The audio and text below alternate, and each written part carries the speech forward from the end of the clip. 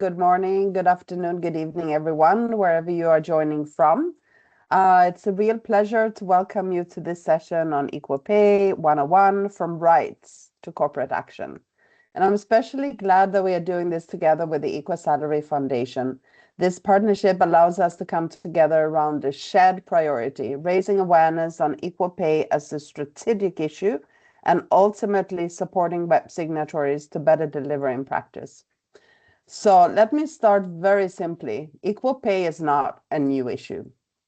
It is a fundamental right that has been recognized for decades. And yet here we are still working to make it a reality, and it's still hovering around 20%, depending on the country and the sector. So the question is not why equal pay matters. We all agree, I think at least in this group. The real question is, how do we actually measure it? And then how do we close the gap when we know what it is in our respective organizations? And one important point to keep in mind is that equal pay doesn't exist in isolation. It reflects deeper structural issues: how jobs are valued, occupational segregation, who gets promoted, and how unpaid care responsibilities shape careers over time. So when we address the pay gap, we are not just adjusting salaries, we are tackling some of the broader drivers of inequality. So that's what makes this a powerful entry point for systemic change. So from a business perspective, this has clearly moved beyond compliance or fairness, important as those are. Equal pay is now a strategic and material issue. It affects how companies attract and retain talent, how they build trust internally, and increasingly how they are assessed by stakeholders like investors, regulators, and consumers who expect transparency and progress. And the shift we are seeing is quite significant. We are moving from good intentions to measurable outcomes, from isolated HR actions to something more integrated across the business. We also see that progress is faster, stronger, and more credible when WEP signatories fully understand the global standards, use robust methodologies, and we have the opportunity to learn from each other. And that's what this webinar series are all about. So many companies are already taking important steps, reviewing policies, conducting pay gap analysis, strengthening transparency. That is real progress. But the next frontier is about embedding equal pay in the core business practice and being able to demonstrate results over time with transparency and accountability. So I think, Alex, you will go through a little bit what this series is about. So just very briefly, this webinar is a part of a longer learning journey that we have put together for you, and it's a first in a series of 3 sessions. So I leave it to you, Alex, to talk about what this series is about. But the idea is that together, this series is about moving and to validation. And we have some really great speakers with us today that will help in this journey, both from the Equal Salary Foundation that will take us through some of the fundamentals, but also 2 WEP signatories that have tackled this issue from various perspectives and depth. My hope for today is very simple, that you leave not just with more informed, but more equipped with practical insights, concrete approaches, and a clearer sense of what your next step should be in your organization. Because closing the gender pay gap is absolutely achievable, but only if we treat it what it is, a strategic priority, backed by data, accountability, and sustained leadership. So thanks again for joining today, and I really look forward to the presentation and to the discussion that we will have with you all afterwards. So back to you, Alex. Thank you so much, everyone.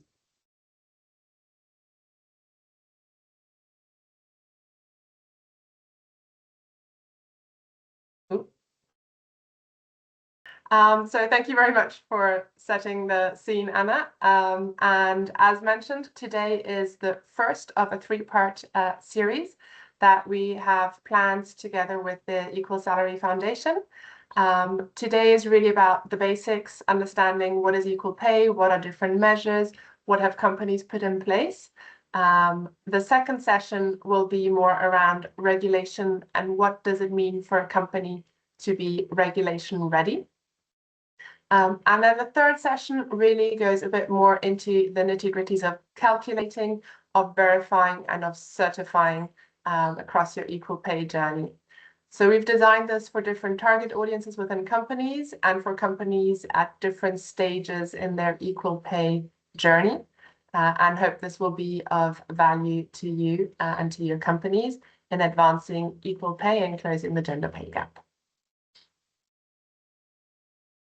As Anna mentioned, we have a great session planned for you today.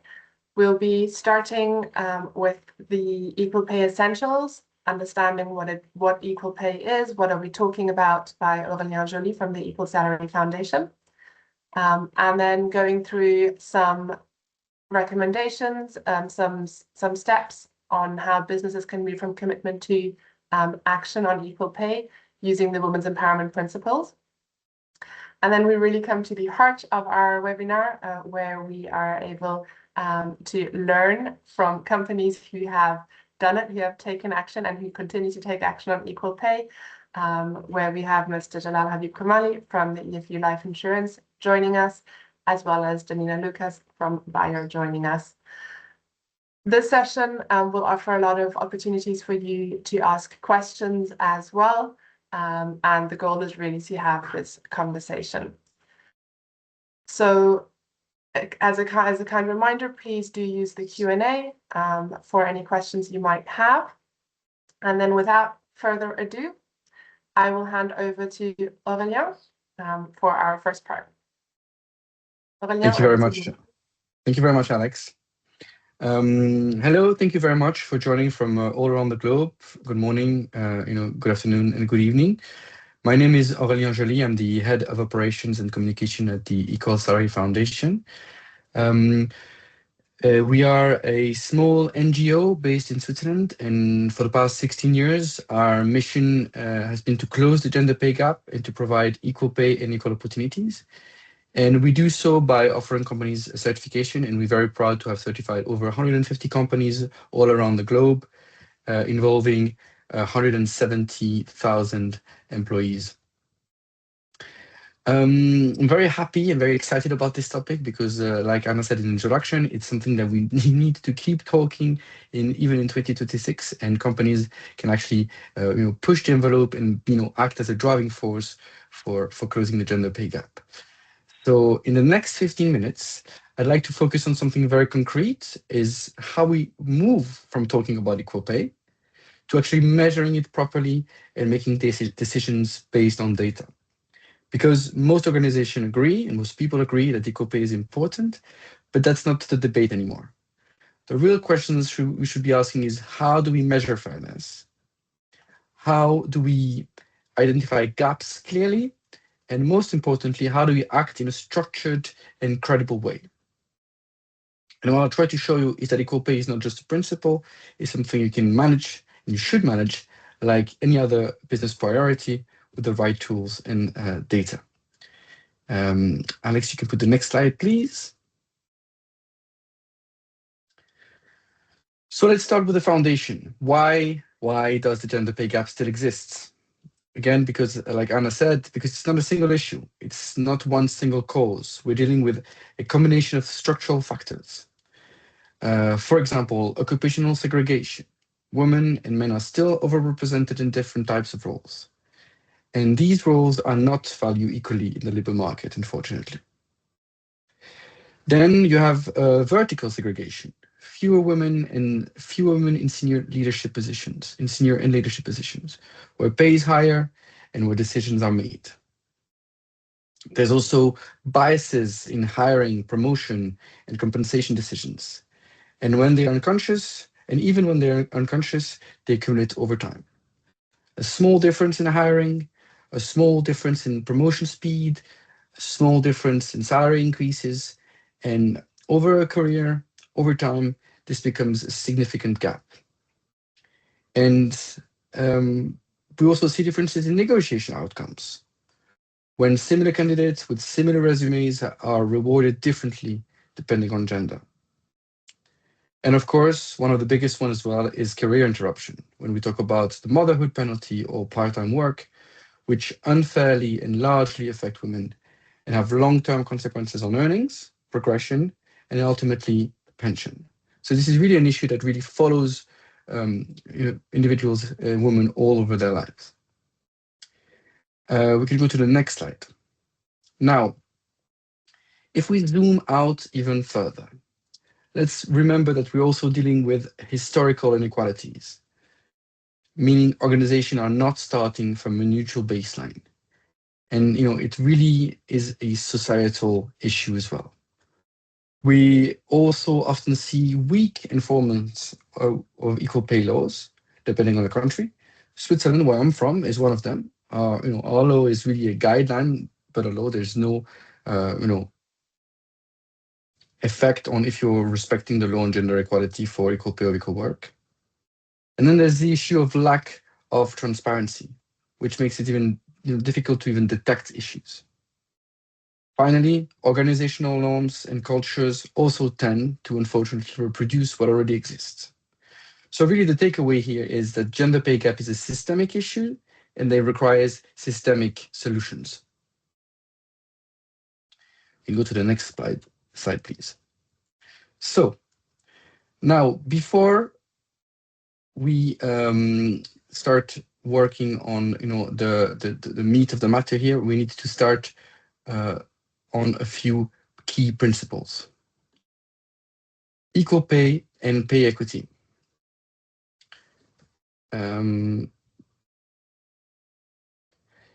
There are two important concepts that often get mixed up.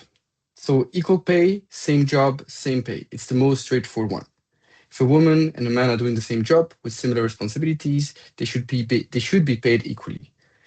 This is the foundation, and in many countries, this is a legal requirement. But then we have a second concept, which is pay equity, and this is where things become more interesting. So now we're comparing identical roles, and we're not comparing identical roles anymore. We're comparing different roles that require similar levels of skills, effort, responsibility, and working conditions. And this is where we often uncover deeper structural inequalities.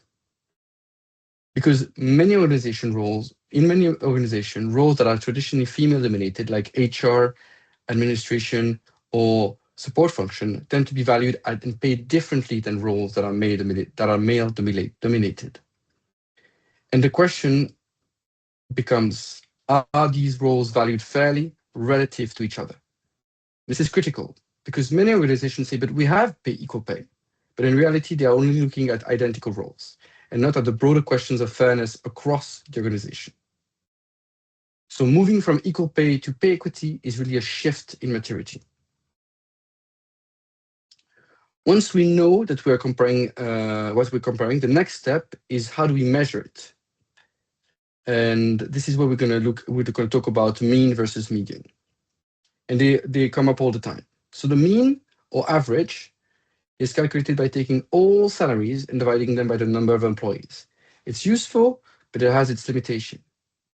It is very sensitive to extreme values. So if you have a few very high salaries, typically at the executive level, they can significantly pull the average up, which means it doesn't always reflect the reality for most employees. That's why the median or the middle salary is so important. The median is the middle value. So if you line up all salaries from the lowest to the highest, it is the one right in the middle. And it gives you a much better sense of what a typical employee earns. So in simple terms, the mean tells you about overall distribution. The median tells you about the typical experience. And in practice, you really need both because they will tell you different things. You can go to the next slide, please. Now we come to a key concept in any pay analysis, the difference between unadjusted or unexplained and the adjusted or adjusted pay gap. The gap is the simplest one. It compares the average earnings of all women and all men in the organization. So it answers the questions overall, how big is the gap? But it doesn't explain anything. It's an observation, not an analysis. On the other hand, the adjusted gap goes one step further. Here, we compare women and men in comparable situations by controlling for factors like role, level, function, experience, education, performance, and tenure. And this allows us to answer much more precise questions, which is, for the same work or comparable work, are women and men paid equally? So both metrics are essential. The unadjusted gap shows the overall inequality, and the adjusted gap helps identify potential discrimination. And importantly, one does not replace the other. You need both to understand where to act. We can go to the next slide. So at this stage, again, many organizations will say, but we really care about equality. And this is for us at the Equal Salary Foundation, really what we want to be working on. And also, I think, at the WEPs. That's absolutely true. Intentions are there, but intentions are not evidence. The intention look like value statements, diversity commitments, and codes of conduct. And I'm sure the majority of companies have those, and they are very important, but they don't tell you what is actually happening. And evidence, on the other hand, looks like measurable pay gaps using the concept that I've just presented, promotion and progression data that is disaggregated by gender, and structured and consistent salary frameworks. If during a job interview, the company cannot comprehensively explain how your salary is set or say it is confidential, this is a red flag. It shows that this is something that is not understood, not clearly laid out, and not transparent at all. So the shift we encourage organizations to make is very simple, is to move from declaring intentions, move from the pledges, and go to demonstrating outcomes, improving that they are doing the right thing and that they are walking the talk. You can go to the next slide, please, Alexa. So this is why, this is exactly why measurement is so critical. It's not just an ethical issue. It's not just a moral issue. It's not just, because it's the right thing to do. It makes inequalities visible. And what is visible can be addressed. So you know exactly what you're talking about. Measuring replaces perception with facts, because without data, discussions around pay can quickly become subjective. Oh yeah, we have the salary bands. Oh yeah, we've done the work, and it's good in our companies, but that's not good enough. Third, it allows organization to focus your effort instead of applying broad initiatives that may not be as effective. And it also enables you to track progress over time. That's essential because equal pay is not a one-off exercise. It's a continuous process that needs to be assessed and reassessed, over time. Also, checking for things like turnover and, the evolutions of the market and of laws. And finally, it builds trust and credibility, which means more engagement, more talent retention and attraction with employees, candidates, regulators, and external stakeholders. So really, measurement is not just about compliance. Yes, there will be laws in your country that will force you to comply one way or another.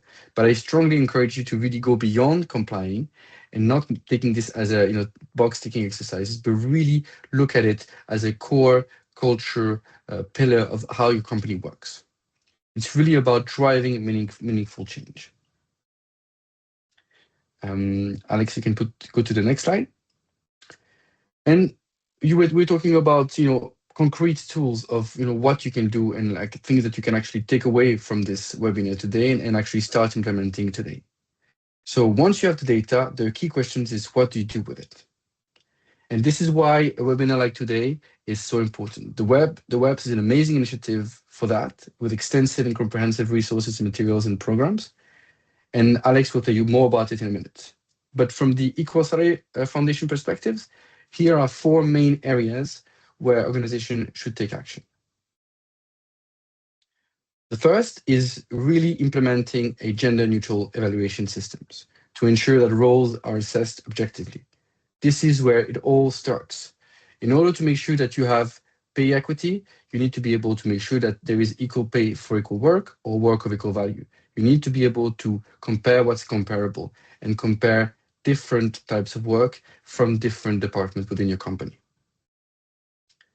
Secondly, it's increasing pay transparency and conducting regular audits all the time to be able to identify and correct gaps over time.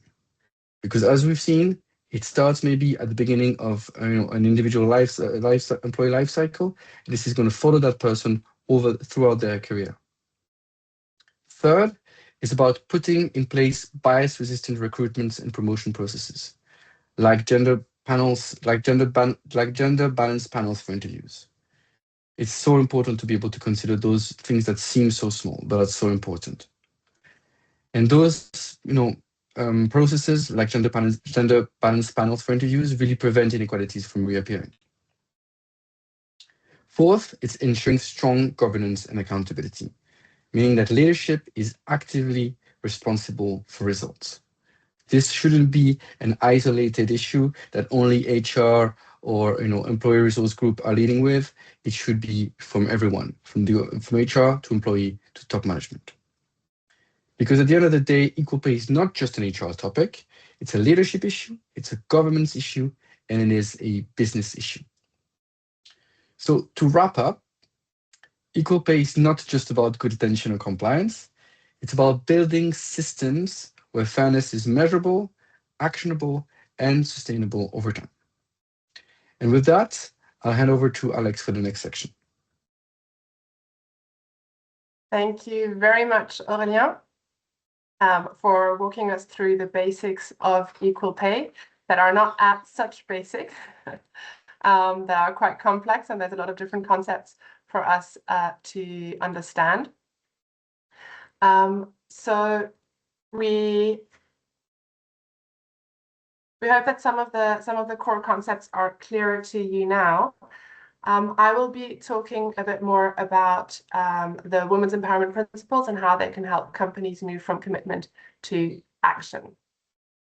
So first of all, what are the women's empowerment principles for those that are not yet signatories or familiar with it?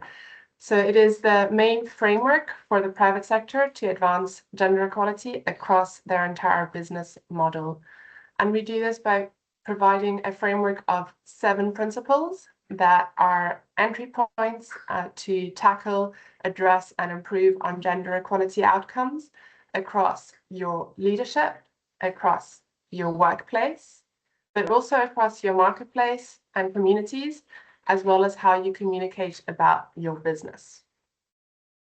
So the WEPs is also a community of practice, and this webinar that we're doing today is part of that community of practice where we exchange knowledge and experiences.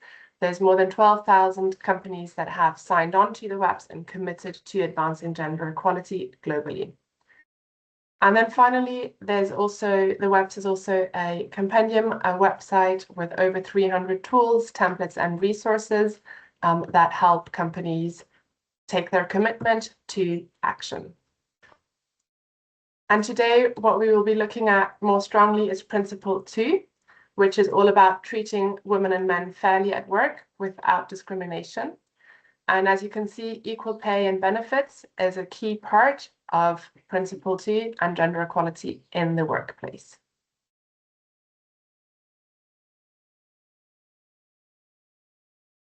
We've already mentioned it a bit. Both Anna and Aurélien said it is already a given. We know why companies need to invest in equal pay. But I do want to reiterate the point that equal pay is not a cost or just a burden. It is a business investment with measurable returns. When companies get pay equity right, the benefits are quite clear. So talent is actively choosing employees known for fair pay, and this is a competitive advantage in recruitment. Equal pay and fairness in the workplace leads to higher employee satisfaction, And we've seen this from the Equal Salary Foundation. Even a few years after certification, this is a measurable impact within the satisfaction of your workforce. Fair pay also directly links to engagement, retention, and performance, with staff and employees who consider and perceive fairness in the workplace, especially in equal pay, being more productive and loyal. A lot of this research is US based, and we are always looking for research and data from different countries. So if you do know of something else, or if you do have another research, please do share it in the chat. And that is a way that we can all learn from each other. So the key message here is really that fair pay strengthens your workforce and your employer brand. On the flip side, the cost of not addressing pay gaps is also significant. So when disparities become obvious or perceived, 33% of women consider leaving due to pay disparities. So that is a direct retention risk. And we know that replacing an employee can cost between 50 to 200% of their salary in addition to find somebody to replace them and retrain them. So that is quite a big cost, and oftentimes a hidden cost.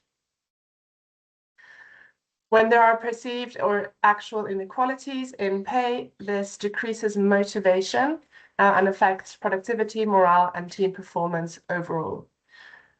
And finally, there's also a financial and legal risk, especially with increasing regulations, where some studies estimate up to 6 years of back pay costs in discrimination claims. So again, the key message is that inequality is expensive, financially, operationally, and reputationally. And the investment in pay equity is relatively small compared to the costs of turnover, disengagement, and legal exposure. So this is why equal pay is really seen both as a governance issue of fairness, but also a business priority. I've mentioned before that we have resources at the Women's Empowerment Principles that help businesses take action. So here I've highlighted just 3 of the resources, and I will also put in the chat the link to further case studies of companies that have tackled equal pay and how they have gone about it. Because I think the key question that we often encounter is, yes, we are committed, yes, we want fair workplaces, yes, we see the value, but how can we take action? So these resources are intended to help you take action and to get inspired by companies that are in similar situations or sectors as yourself.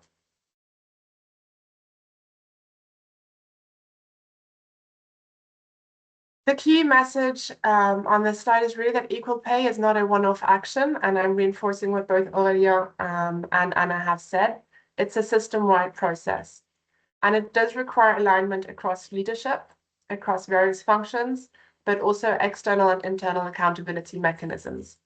So there's no single department that can solve this alone, but it really is a shared responsibility across the organization and beyond.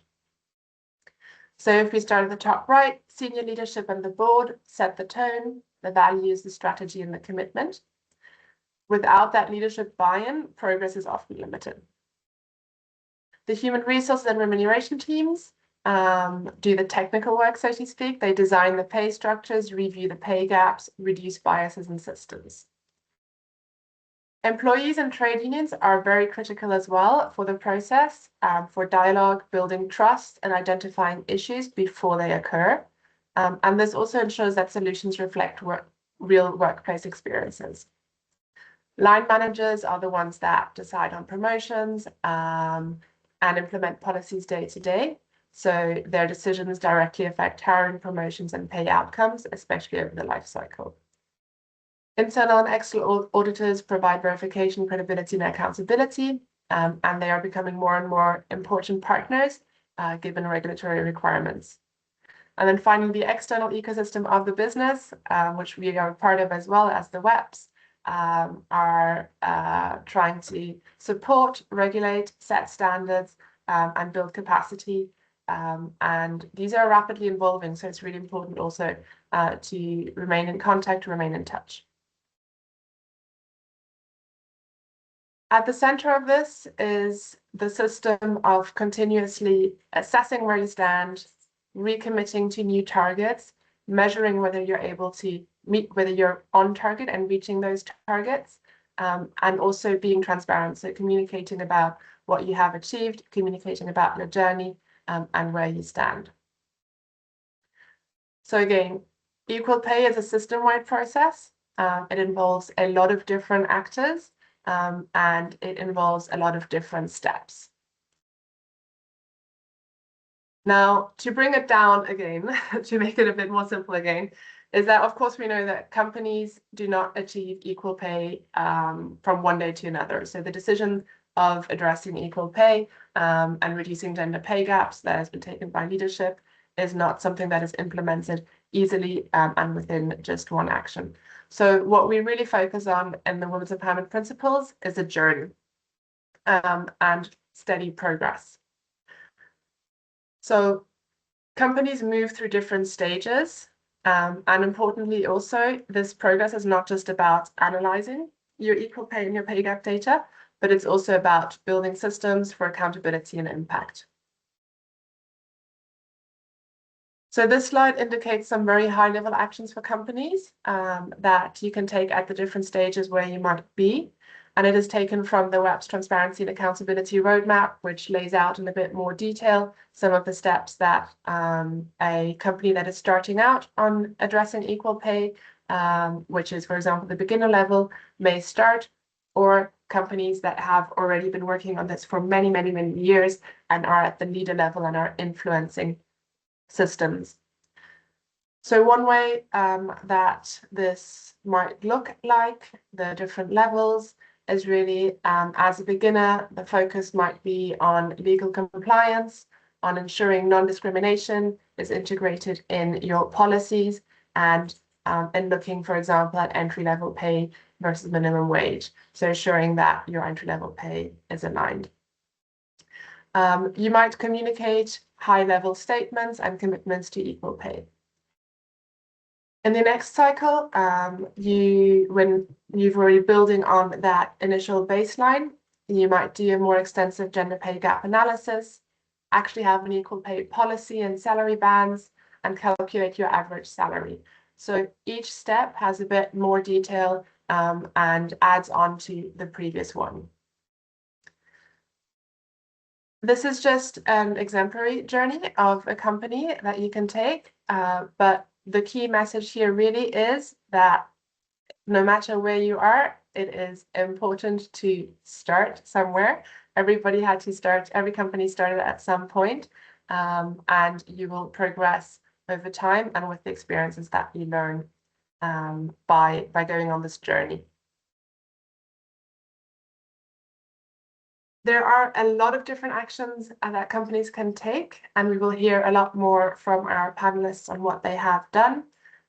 From our guidance note, the WEPs guidance note, some of the core actions that have been highlighted in addition to developing your accountability systems is really determining work of equal value and reviewing it regularly, so knowing what is equal value.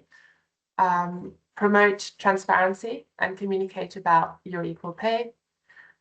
One very quick win is to stop requesting pay history, because this reinforces potential existing inequalities. Support collective bargaining where possible. So this also means working with unions as well as with employees and having that transparency and collaborative spirit, as well as allocating a dedicated budget, hopefully temporary, to eliminate gender pay gaps. We made the business case before that it is an investment, but the returns are plentiful. And then, as Aurélien also mentioned, also really addressing those root causes, which are all around care policies, flexible policies, and fairness in the workplace. So this is the end of my presentation. Just as a kind reminder, please do put any questions you may have in the Q&A, and we will be answering them during the meeting, or then taking them up live after the panel. So with this, I would pause and invite our panelists to join us. We have Aurélien Jolie, who will be moderating the session, and he will be joined by Janina, Lukas, and Jalal Curmally. Aurélien, over to you. Thank you very much, Alex. And yeah, thank you again for the work that you're doing with the World Environment Principles. I highly encourage any signatories to continue this work, to continue this journey, to really try to implement as comprehensive policies for equal pay and equal opportunities. So today we're lucky to be joined by two organizations driving real progress on pay equity. Janina Lukas from Bayer AG, a global leader embedding equity at scale through initiatives like a 3% reported pay gap in Australia, transparent reporting, and an AI-led pay equity review across 22 countries. And Jalal Curmally from EFU Life Insurance, a Pakistani company achieving remarkable results with a mean gender pay gap of just 2%, far below the national average of Pakistan, and a strong female representation in mid to senior level roles. So, Janina, Jalal, thank you very much for joining us today. It would be great if you could just briefly introduce yourself, starting with you, Janina. Many thanks, Aurélien, and many thanks also to you, Alexandra and Anna, for the invitation and for hosting this important series. My name is Janina Lukas. As Aurélien said, I'm working at Bayer now since around 6 years. I have the honor to lead the global human rights efforts for the entire group, and by that having a natural link to our human resource actions, where everything what has been discussed on pay equity, equal pay, etc., is managed on. Because to be honest, human rights does not work with having a good, decent baseline for our own employees. So happy to join today this webinar. Thank you very much, Janina. Jalal? Well, hello. Good morning, good afternoon, good evening, everybody. My name is Jalal Habib Curmally. I've been heading HR for my organization, EFU Life Assurance Limited, for the last 10 years. EFU Life is one of Pakistan's leading private sector life and health insurance organizations. And I would like to extend my thank you to the organizers and to the moderator for inviting me here, and I'm looking forward to the conversation. Thank you very much. So my first questions is really about how did the journey towards pay equity start in your company? So how did it become a real business priority for you or for your company beyond just a principle? This is what we're talking before, from intention to evidence. What triggered that shift in your companies?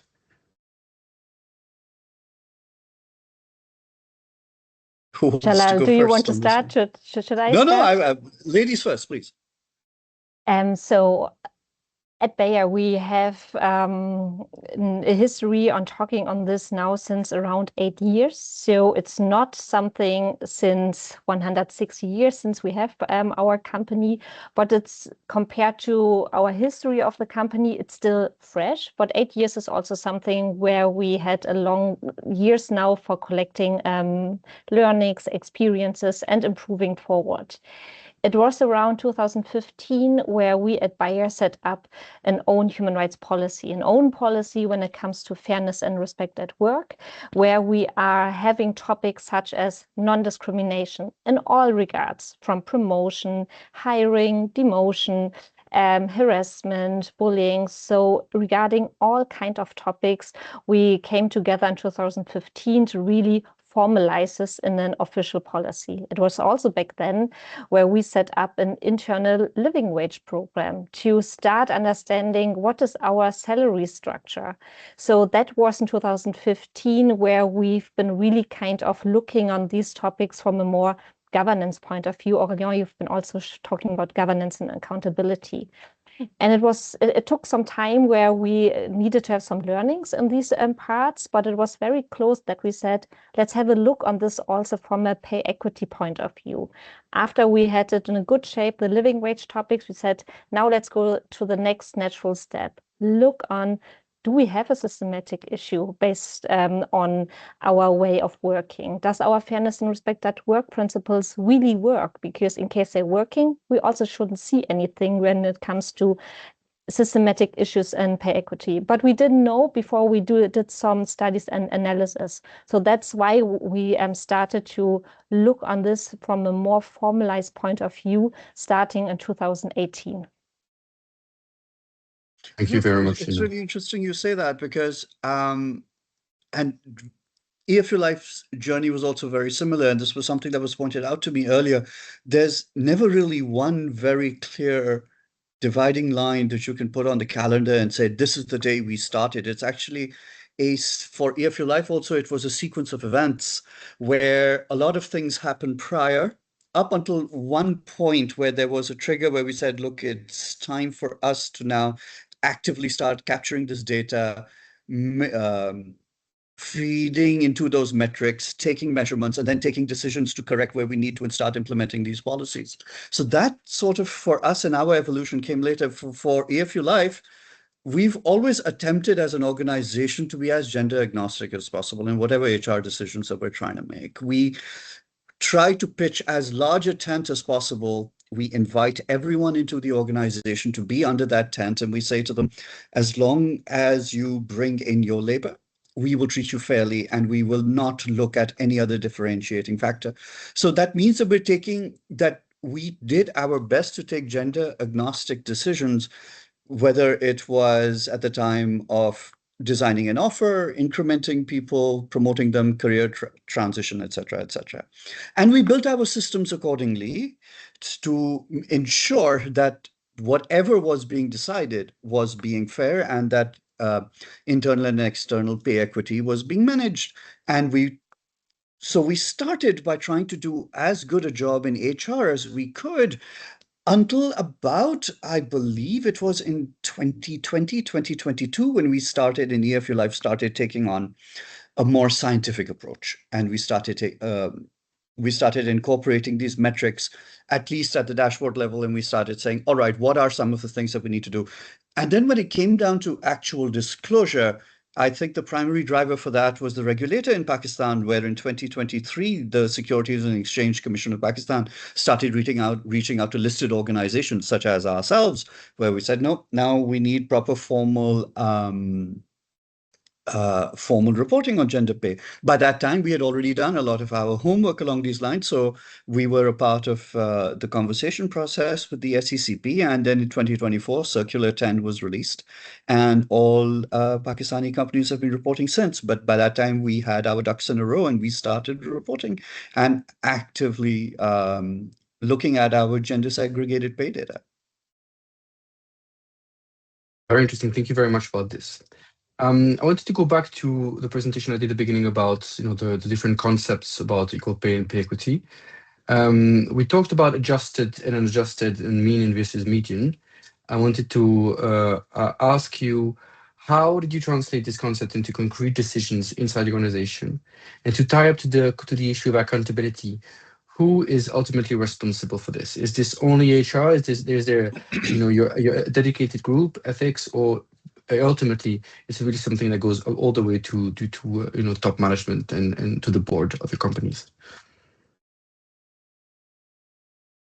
Okay, well, for clarity's sake, adjusted is not something that EFU Life is looking at right now. As I was mentioning, and as you also pointed out in your presentation, it is the next step in maturity, that you identified 4 different elements that take us into them from maturity, and then from there into the leadership state. So we're going to be looking at that. But when it comes to ensuring gender segregated, there's various escalation measures. Like, for example, under the Pakistani Code of Corporate Governance, there is an HR and remuneration subcommittee of the board of directors. So all the way up, starting at the very highest level of organizational governance, there is actually a body that's in place, and it's mandated by the regulator that you need to be looking at these levels and ensuring that there is equity. At an executive level within EFU Life, we have what we call a People and Performance Committee, of which I, in ex officio as the head of HR, I'm the secretary to that committee. But then that committee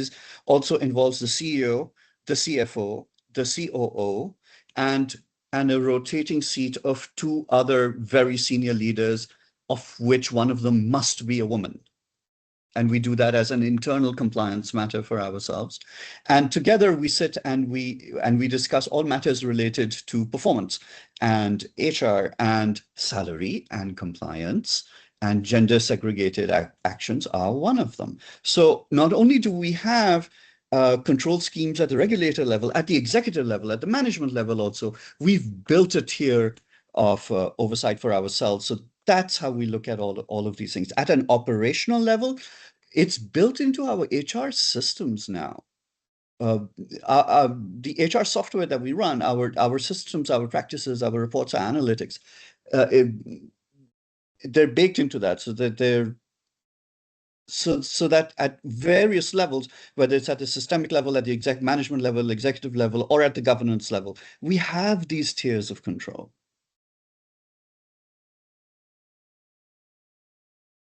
Yeah, and when I'm looking at Bayer, so we have at our board of management, we have also a member who is responsible for the labor affairs, labor topics. And that person is owning also our aspirations when it comes to inclusion, diversity, that when it comes to women represented in both top management position or managerial positions overall. So we have here a top management accountability for our inclusion, diversity targets. And when we are looking on these topics on pay equity, they are linked to our also diversity, equity, and inclusion work, because it's not distinct. They are linked to each other. So that is the one part where we have it clearly assigned on it. And our human resource function is reporting to that part of the board of management directly, and HR, human resources, is really the one driving it. Our internal infrastructure, our systems, our policies, our trainings, etc. That's the one part. And the other part is it's also indirectly linked directly to our CEO, as our CEO is at the same time our Chief Sustainability Officer. And all topics when it comes to sustainability, so also the social topics, also the human rights topics, and this is so linked to that, is also a cross accountability, a shared responsibility, also directly with our CEO through that angle. So we have it anchored at the top management at Bayer. I think this is one of the, one of the interesting. Yeah, this is It's so this is very interesting. interesting. The CEO is the CSO. That's fascinating. And I think it gets to show how important it is for those issues to be embedded comprehensively throughout the company. Because if it's only one department that does it, the effect and the impact that they can have are going to be so limited. But the way that your companies are doing it is actually showing that, if it's everybody's responsibility, eventually it's going to become you're going to get the results that that you are getting. So well done for that, and I hope more companies could function in this way on issues of sustainability and socials as well. Of course, there's always challenges along the way. So I wanted to ask if there was any challenges that you are facing, because it's we need to celebrate you, but we need to also see that you keep working on things that you can improve. So what are any challenges that you are facing on this journey towards pay equity, regarding to data, culture, or leadership, whatever they might be? Yeah, and that's a very interesting one. And let me start, and then Jalal, I'm also very curious to learn about you, as you've been talking about this legal initiative that is also currently driving in Pakistan. We have also legal initiative here in EU. How this may put a challenge or maybe an acceleration on it. I'm curious to learn this from you as well. Yeah, we faced some challenges during our way. Let me start in the beginning, 2018. We haven't found really some off-the-shelf ready methodology, how to actually calculate this data, unadjusted, adjusted, etc. So this is where it was firstly actually discussed internally. We came together with our colleagues from Total Rewards, from our data analysis, data scientists. They all came together to develop a methodology. How can we actually measure it? What should be included? Which number should be included, etc. So building something from scratch, having the confidence that this is something stable, that was something really in the beginning where we faced some challenges to build that. Nowadays, also, we believe it has also a lot to do with the legal landscape that is coming. We have also EU pay transparency, where we see that we now have externally more methodology and also service provider available, which is kind of reducing that initial challenge. But of course, then comparing your old system, the new systems, integrating new service provider into your way of working is something where proper time is needed to really come up with something meaningful, that we have numbers that are comparable, that we can really use what is now externally available, that we can use it internally. So this was in the beginning, like starting from scratch, nothing available off the shelf, now something off the shelf, but now how we are blending it with our internal reality. So that was really, I would say, the basic, the construct. The calculation was something where we faced some, challenges on it. And Jalal, I'm really curious how you are seeing also across your company, like maybe across all the listed companies, Pakistan, if this legislation is actually accelerating it, because we are seeing it in Europe for sure. There are not too many service providers, but some are linked to that, where we are also now joining forces with them. But I'm curious if how you're looking on that. Well, yeah, absolutely. Especially after Circular 10 of the SECP, you definitely find on various public corporate forums, you'll find many CEOs, many HR heads now actively and aggressively, not just talking about what they're doing, but they're actually putting a lot of initiatives forward. For example, you cannot call yourself a leading organization in corporate Pakistan without having, and I'll give you an example, without having some sort of a framework for remote or hybrid work, and a returnship program that is aimed exclusively at women, or at least a significant percentage of your returnship program is aimed at women who, having gone through certain phases of their lives, are now looking to re-enter the workforce. So all these initiatives now are, say 3-4 years ago, were considered the exclusive purview of the very rich organization that had a lot of deep financial reserves and could afford to offer such extravagant benefits to their employees. But now they're commonplace. Now you cannot call yourself a forward-looking progressive recruiter in Pakistan, an employer of choice in Pakistan, without having these policies already in place. So yes, is there a change? There is definitely. Is it universal? Absolutely. But then where is it? The thing is that the needle has started swinging. The needle has started turning. The pendulum is swinging. That change is happening now in Pakistan. So that's very encouraging. I will not deny that we don't have problems. We do. As a nation, we have certain social barriers that we need to take care of, as well as I think a more compassionate understanding that women, not just in Pakistan, but anywhere in the world, women have choices. They go through different phases of their lives. And not all of those phases are conducive to, say, if the woman in question does not want to sacrifice her career for her family life, or vice versa. Either which way, organizations need to be a place where there are systems in place that can support the women as they make their choices, as they move through these careers, and ensure that there is some level of equity and justice there. That is something that I'm very happy to see now various Pakistani companies. Understanding you've got your returnship programs in place. A lot of the returnship programs in Pakistan, by the way, and even what we have here in EFU Life, they come with on-ramps.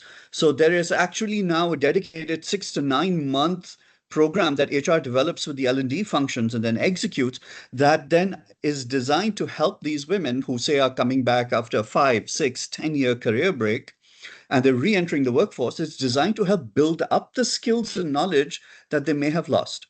It's not perfect, but it does help accelerate their entry and help catch and help them regain some of the career momentum that they may have otherwise lost, and help to get their career trajectories back on track.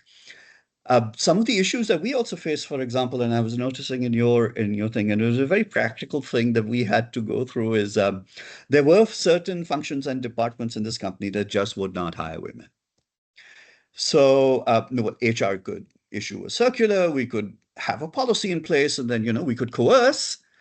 Or what we could do is, what we started doing is, and this was something really subtle, we just started putting women into the CV pools for vacant positions that they had. So as a standard practice now in HR that we do across the organization is, if there's a vacancy in the organization and you're giving a pool of, say, 5 CVs, 2 or 3 of them have to be women. And we do not sacrifice on merit. So you're not putting CVs in there just because they are women. These are capable, intelligent, competent, hardworking women who can do the job. And that's clearly visible. And HR has vetted these candidates. So if it makes your candidate pool a little late, so you're not turning around a candidate pool in 2 weeks, you're turning it around in 3, fine. I'm okay with that. And we're very happy to sacrifice that. But just put that in front. And it took a while. It's like water dropping on stone. And that's, I believe, the strongest message that I can give to our audience here is that do not look to have gigantic overnight changes. For us here in EFU Life, we learned it's a steady process. Water dripping on stone. You just have to achieve one breakthrough, just one breakthrough. And we did. And now all of a sudden, those departments like IT, like general admin, like accounts, very male-centric, are now all hiring women. And those women have now stayed in those departments to a certain point where they're entering senior management now. So we're very proud of that. And now some of those departments actually lead the way in inducting women. So we do face these challenges. These challenges could be cultural, they could be attitudinal. Some of them are structural, some of them are even legal. But as long as you keep on at it, the second piece of advice that I would give anyone of what we've learned hands-on by walking this journey is that your data capture mechanisms and your HR systems have to be spot on. They have to be on top of whatever metrics it is that you are looking to report or that you are looking to work on in the future. They have to be able to capture that. Without that, you will always be stuck in the reporting loop, and then you start confusing your reporting for actual progress, and then you're not really going anywhere. If you have any more questions for me specifically, I'm happy to take them on. I hope that helped. Thank you very much, Jalal. I think it's you mentioned 2 very important key points. First, a small nudge, like you said, about the pool of candidates can actually really change the culture. Sometimes you don't need to really do a massive overhaul, but just a little thing can actually have a great impact. And again, clean data, clean and clear data is so important to be able to actually make informed and clear decisions. I think we have to go to the Q&A to also give some time for the audience to ask questions. But I wanted to just ask one final question to Janina. I said in the introduction that Bayer made an AI-led pay equity review across 23 countries. This is a huge project. So I wanted to ask if you could give us some insight or some knowledge that you were able to take out from this project. Yes, so that is some study we started in 2023 after we had already some years of calculating both unadjusted and adjusted data. Where I have to say the adjusted is where we are looking a little bit more on that, because as you also said in the beginning, this is where you have a little bit more meat on the bone, where you can really actually see also some levers you may need to do and adjust.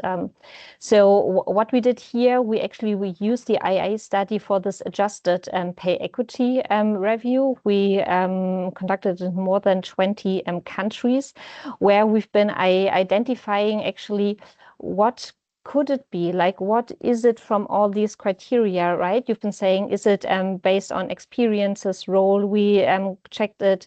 Are they linked to our, are there some issues maybe linked to a country due to different types of work?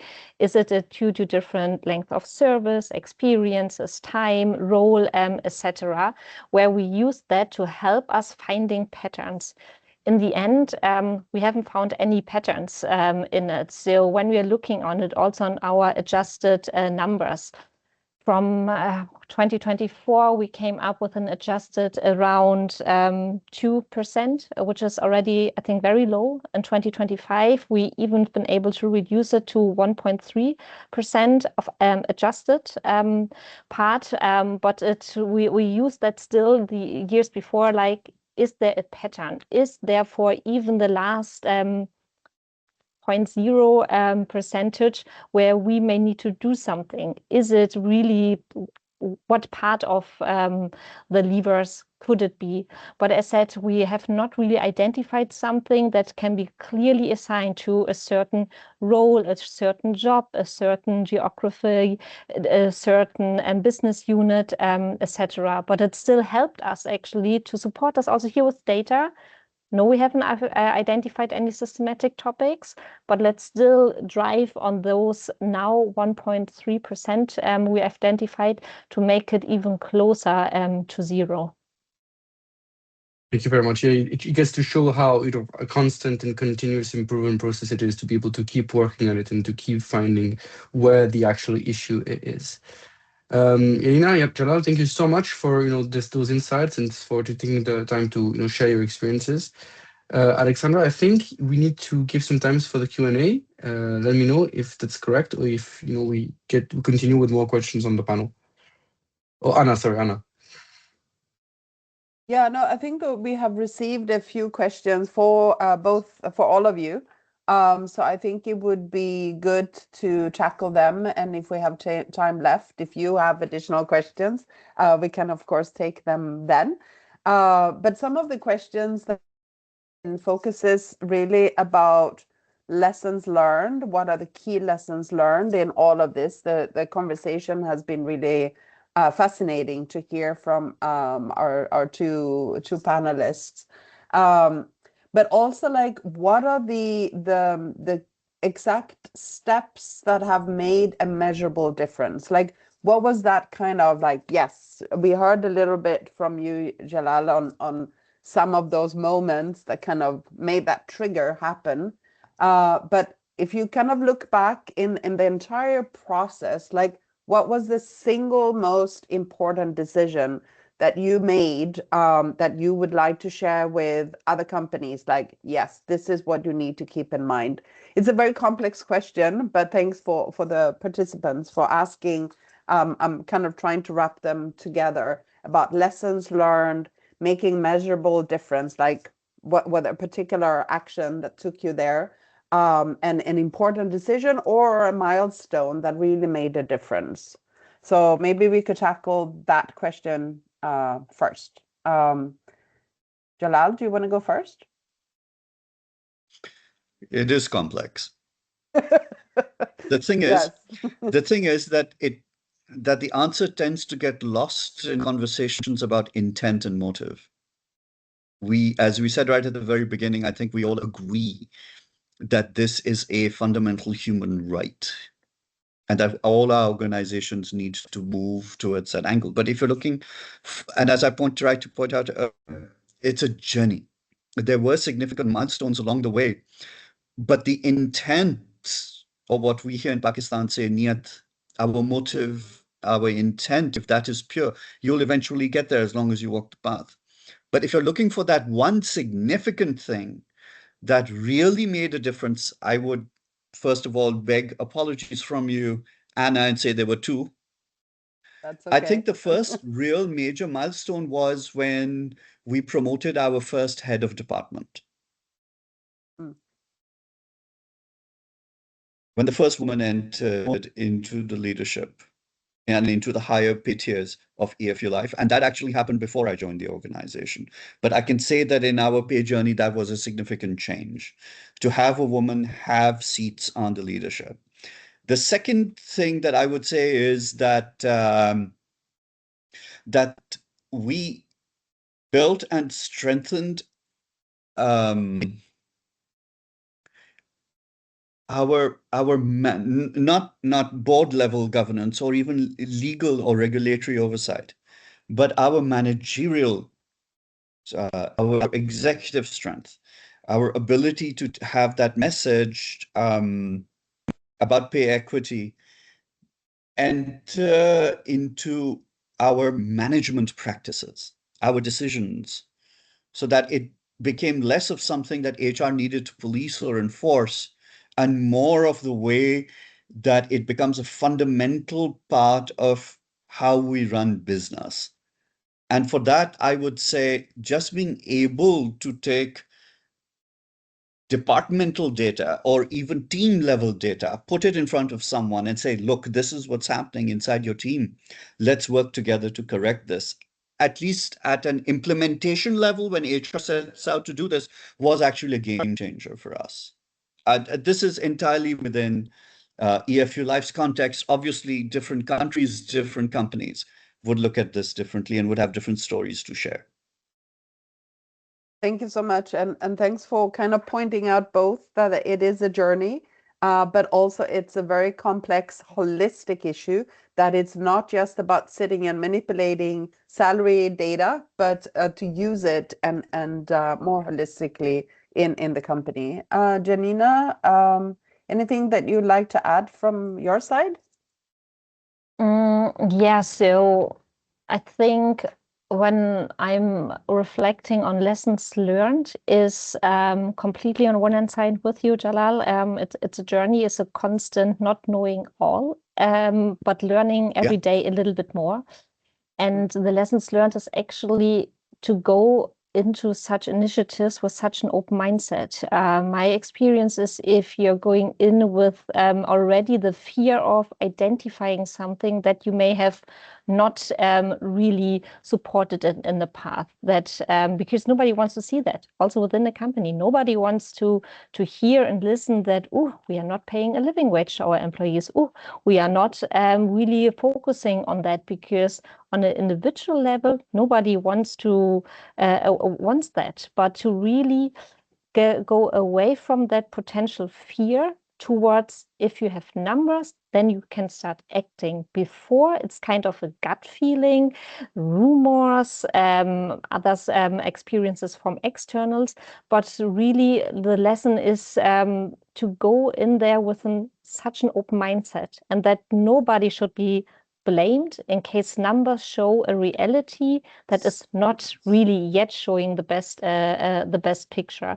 But if you do not overcome that, every other step will be damn challenging, because then it's actually when the work is starting, then it's like challenging how you're hiring people, how you're promoting people, how do you position yourself when it comes to parental leave, when it comes to remote working, part-time working, etc. So start it when you are ready to tackle the next step. Don't start it if you don't plan to do the next step. That could actually be, I'm not saying worse, but this is something that could leave many people with a huge frustration. Do it, be open, and then actually be ready for certain next step, and show internally also your potential vulnerability, that you really want to do and change and drive something, and that likely day one is not perfect, maybe not 5 years it's perfect, but everything is better than staying blind. Yeah.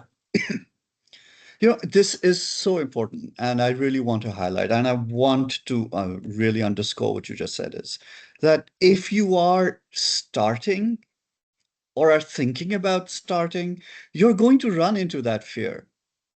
And that fear is going to come from people in very powerful roles within the organization. not because they've done something wrong, but because they have that perception. And this is something that we ran into when we started looking at this also. And it really clicked with me. And I was like, yeah, I should have mentioned that also. That people seem to take it personally. That, oh no, how could this have happened in my area? Just like, no, the objectives here are not to point a finger. And we're not saying you did anything wrong in the past. And that's such a strong and an important message to send. It's about how are we going to be future focused? How are we going to manage? This is essentially a change management problem. Also, especially if you're just sorting out. So I'm so happy that you pointed that out. And I think that would be, for someone looking to adopt it, would be such a significant stumbling block if you weren't sensitive about this right at the very beginning. The technologies, the formulas, etc., all of that comes. But if you can just tackle what Janina pointed out right at the very beginning when you're starting out, this is not about assigning blame. This is no one's fault, really. It's a journey, it's a process, and we're just starting out, and we shouldn't be afraid of what the formula spits out. It's an opportunity, not an excuse for you to shoot a messenger, but really view it as an opportunity for improvement. That is so powerful. I really appreciate that you pointed that out. Thank you. If I can just complement, like, continue this train of thought that you just had. I think this is from the Curmally Foundation. This is the experience we have when we see pushbacks from companies that are like, actually, we don't want to do the work because they have this feeling that this is going to be a Pandora box experience of like opening one thing and just seeing all the issues and all the problems that are underlying. But actually, like you said, Jalal, it's an opportunity to actually exceed expectation, do the work, and position yourself and actually treat this issue with the seriousness it deserves, and to be able to actually mitigate risk that it can have, because we've seen companies that have been devastated by scandals of pay discrimination. And like Alex was saying, with payback associated with discrimination claims, it can be a real risk. So not only you mitigate for those risks, but also you can actually, push the image and the reputation of your companies and boost your employees when you are actually living those values. So kudos for companies like yours that are actually doing it. Thank you both, Jalal and Aurélien, to piggyback on that comment from Janina. You got them started. But we'll continue. We have, I think, another almost 15 minutes to go. We have a few more questions. I think it would be, I really like this open mindset, and I assume, Aurélien, the companies that come to you for certification, they have that open mindset, but there are lots of organizations that don't necessarily, and when we speak with them, they say, oh, of course we are not discriminating, of course, but then you ask, have you looked into it? Have you measured it? And often they haven't. So many of those questions is, bring us the business case. Like what do we say to our management to kind of get the resources to be able to deep dive into these issues? What is the return on investment? And also, like, where are we aiming at? Are we aiming at a zero gap, or is there a place where we should say, if we made it to 5%, we are successful? What is the kind of where are we aiming at in trying to decrease the gap? Also, specifically for you, Janina, you mentioned that you moved from internal methods also to external service providers. What triggered that shift? And what value did the external providers add that the internal team couldn't? So those are some of the new questions. So if we can take that round. It's a fascinating discussion, but please also be brief. Thank you. I'll briefly answer the questions about the targets and the percentages. So the 5% is the actual academic consensus that is accepted by certification bodies like ours, of like, it's okay to have this 5%. And we have rare but companies that are paying 5% more than their counterparts, the male counterparts. if you get to 2.5%, between 2 and 3%, this is really like, we're really surfing the edge of perfect pay equity, because it's at some point it's very, very difficult to be able to analyze and bring equity perfectly of like those two people, those two experiences are perfectly comparable. Like we can only get as close as possible to comparability. So this is what I wanted to say. And for companies that are trying to start it, and I want to have the business case, Alex, said it at the beginning, it's about attractability for new talents and retention for current talents.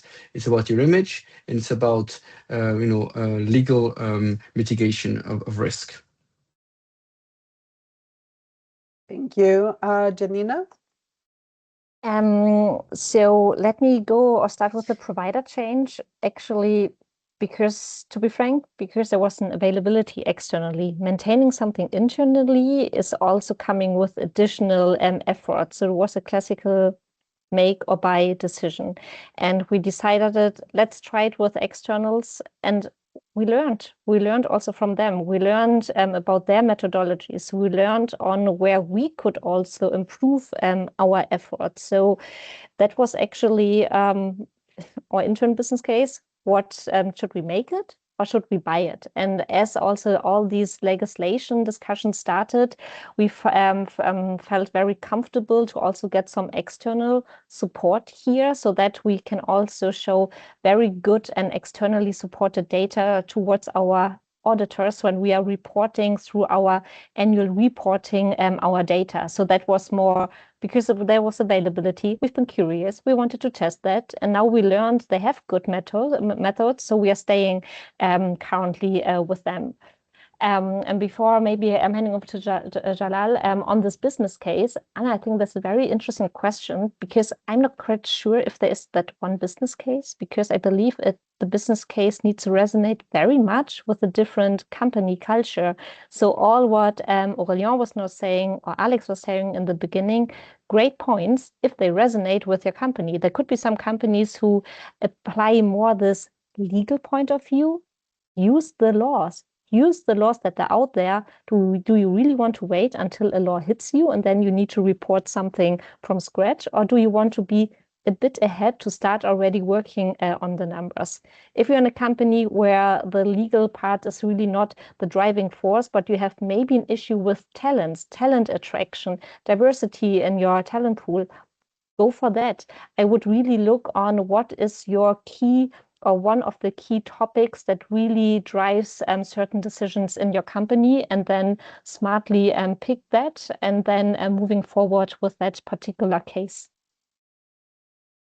You just to clarify, you want me to tell you what are some of the fundamental drivers of our people decisions and how we keep them gender agnostic? Is that what you're asking?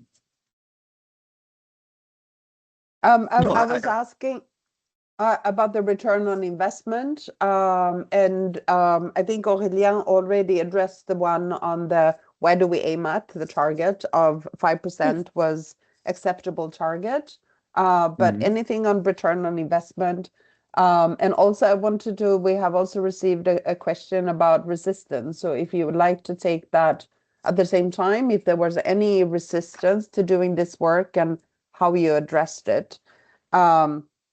There's also a new question on the role of trade unions and employers collaborating, and how that could look like if you have any experience from that. So that's for all of you, but Jalal, if you would like to tackle any of those points.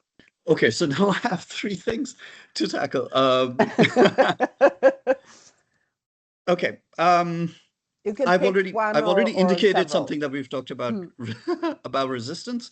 At EFU Life, for us, it was less about what the regulator was saying. We were on this journey because this is how we wanted to run the organization, and this is how we wanted to regulate ourselves. It was a decision that was filtering from the board of directors down to our CEO, who served as our CEO for almost 28 years, 29 years. From the inception of this organization till his retirement 4 years ago, it was driven by the board, by the CEO, and it filtered into our culture. It was fundamental to how we defined ourselves. when the HR function in EFU Life started formalizing, we called it, before words like equity and inclusion became technical and started carrying meaning, for us, we use the word, we pitch a big tent. And that's what I talked about. And that's how we talked about it. I said, EFU Life is a big tent. We are a family. Anything that could segregate you, classify you, you leave that at the gate. That does not enter into the workforce. As long as you are a part of EFU Life, and this was a value statement that we lived, and we built it into our decisions, into our practices, not just into our attitudes, and definitely not on a poster on the wall. We did not put our values up on the wall, said either we live them or we won't have them. And we said, look, you are one of us. Merit works here. We will treat you fairly. We will pay you as best as we can. I'm sure you would love to make more money. We'd love to pay you more. But how about you earn more revenue and then we can talk? But as long as we can be fair, we pitch a big tent, everyone is welcome, and now we move on. By the way, the same departments who gave me pushback on hiring women, one of those departments was the first department in 2026 to hire a PWD. That's how you know you've succeeded. So it's about, what is your criteria for success? Why are you embarking upon this journey? Not just about the methodology you're going to be using, but why? Are you afraid of something? Are you afraid of the law? Are you afraid of the risk? Or is there a deeper, more value-driven reason for you to do it? Because that's what's going to determine your success method. As far as collective bargaining and trade union goes, well, EFU Life does not have a trade union. We don't. Our employees are never organized. So perhaps Janina could shed some more light on that. In fact, the general trend for unionization in Pakistan has declined since 1970, since the last 50 years or so.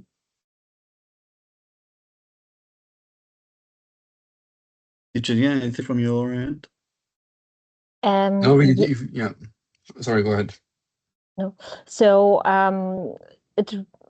at Bayer, we have very good relationships with our trade unions, and also we are integrated from a human rights point of view. So when we are talking about the topics managed through our human resource department, like non-discrimination, including also pay equity, equal pay, etc., this is where, as a lot of this wages part is often the basics also for trade unions, to be frank. It really depends also on the industry and where you stand.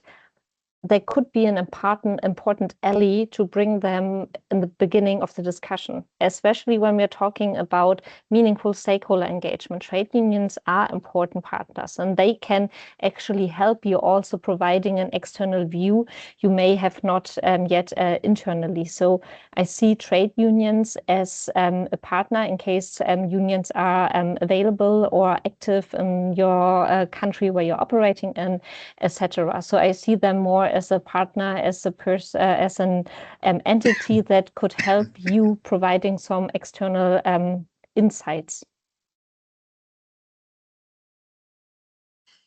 I don't know if we have only 3 minutes left. If we have anyone that would like to answer the questions on what can an SME do that doesn't have a big department, that doesn't have all the resources, that is then the final question. So if you also like to add any final words before we close, we have 3 minutes left. Thank you.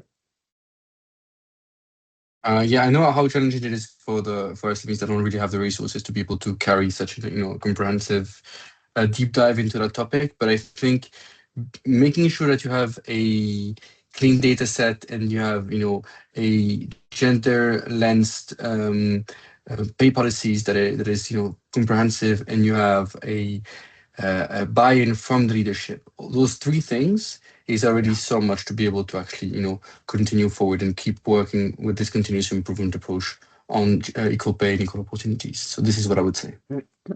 Thank you, Aurélien. Anything else that you would like to add? Otherwise, I will wrap up the discussion with a few keywords that we heard today. It is a journey, and we need to look at the issues holistically, and not just at the pay level itself, but looking holistically at other policies of inequalities, discrimination that might be there, triggering some of this resistance to equal pay. It is about learning every day. Taking a first step is important, because we can learn from each other. We can learn also from external providers that can give extra insights. It is about having an open mindset. It is not a blame game. It's part of what we are trying to resolve broadly, of gender inequality in society and discriminatory norms. So this is not one's fault, as we heard today, but a collective effort in each company to try to resolve it. And another key word that I heard today is, if you want to be a future-focused company, this is a must. And this is a first step on this journey. I see, Alex, you have put invitations for the next webinars. So please register for the next sessions. Alex has provided the link there. And we welcome you to continue this conversation.